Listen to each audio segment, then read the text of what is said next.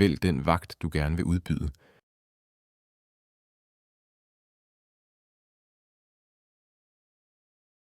Klik på den røde megafon.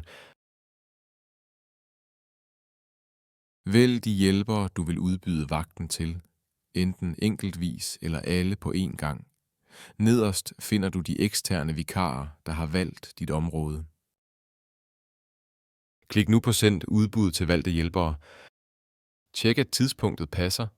Nederst kan du tilføje, hvis der er noget specielt, der skal tilføjes om vagten. Klik nu på Send udbud.